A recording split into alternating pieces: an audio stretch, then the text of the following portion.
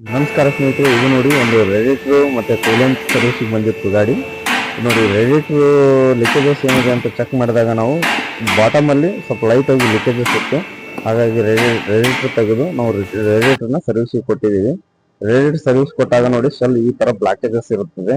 ನೀವು 80ರಿಂದ 1,00,000 kilometre run ಆದರೆ ಇದನ್ನ ರೇಡಿಯೇಟ್ರ್ ಕ್ಲೀನ್ ಮಾಡಿಸ್ಲೇಬೇಕು ಕಂಪಲ್ಸರಿ ಆಗಿ. ರೇಡಿಯೇಟ್ರ್ ಕ್ಲೀನಿಂಗು ಮತ್ತು ಥರ್ಮೋಸ್ಟಾಟ್ ವಾಲು ಈ ಎರಡು ನೀವು ಚೇಂಜ್ ಮಾಡೋದ್ರಿಂದ ನಿಮ್ಮ ಗಾಡಿ ಓವರ್ ಹೀಟಿಂಗ್ ಒಟ್ಟ ಪ್ರಾಬ್ಲಮ್ ಬರೋದಿಲ್ಲ. ಇದು ನೋಡಿ ರೇಡಿಯೇಟರ್ ಕ್ಲೀನ್ ಮಾಡಿದಾಗ ಶೆಲ್ ಈ ಥರ ಕ್ಲೀನಾಗಿ ಓಪನ್ ಆಗಿರ್ಬೇಕೆಲ್ಲ ರೇಡಿಯೇಟರ್ಗಳು. ಅವಾಗ ಮಾತ್ರ ನಿಮ್ಮದು ಓವರ್ ಹೀಟಿಂಗಿಗೆ ಗಾಡಿ ತೊಂದರೆಗೆ ಬರೋದಿಲ್ಲ. ಅಕಸ್ಮಾತಾಗಿ ನೀವು ಏನಾದರೂ radiator service thermostat Vaalu coolant ಸರಿಯಾದ ಟೈಮಿಗೆ ಚೇಂಜ್ ಮಾಡಲಿಲ್ಲಪ್ಪ ಅಂತಂದರೆ ಮುಂದೆ ನಿಮಗೆ ಓವರ್ ಹೀಟಿಂಗ್ ಪ್ರಾಬ್ಲಮ್ ಅಲ್ಲಿ ಏನಾದರೂ ಗಾಡಿ ಇಂಜಿನ್ ಸೀಸ್ ಆಗೋ ಚಾನ್ಸಸ್ ಇರುತ್ತದೆ. ನೋಡಿ ಓವರ್ ಹೀಟಿಂಗ್ ಆದರೆ ಈ ಥರ ಹೊಗೆ ಬಿಡ್ತಂದ್ರೆ ಓವರ್ ಹೀಟಿಂಗು, ಹೆಡ್ ಗ್ಯಾಸ್ಕೆಟ್ಟು ಎಲ್ಲ ಚೇಂಜಸ್ ಮಾಡಬೇಕಾಗುತ್ತೆ.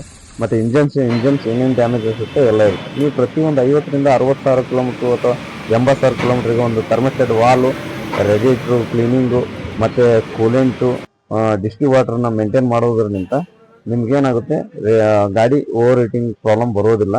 ದಯವಿಟ್ಟು ಎಲ್ಲ ಸ್ವಿಫ್ಟ್ ಡಿಸೈರ್ ಮತ್ತು ಯಾವುದೇ ಒಂದು ವೆಹಿಕಲ್ ಇದ್ರೂ ಕೂಡ ನೀವು ಕೂಲೆಂಟು ಮತ್ತು ಥರ್ಮೋಸ್ಟಾಟ್ ವಾಲು ಇವನ್ನೆಲ್ಲ ಚೇಂಜ್ ಮಾಡೋದ್ರಿಂದ ತುಂಬ ಒಳ್ಳೆಯ ರಿಸಲ್ಟ್ ಇರುತ್ತದೆ. ಇಂಜನ್ ಕೂಡ ತುಂಬ ಸ್ಮೂತ್ ಆಗಿರುತ್ತದೆ.